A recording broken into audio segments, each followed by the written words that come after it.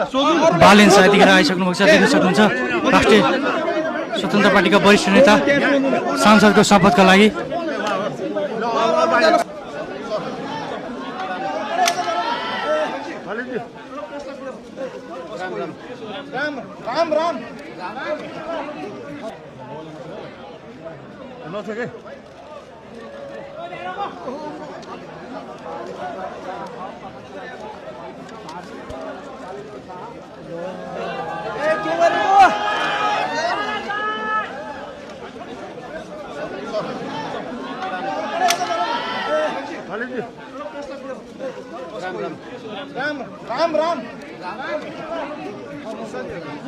यति बेर राष्ट्रिय स्वतन्त्र पार्टीका वरिष्ठ नेता बालेन शाह आइसक्नु भएको छ।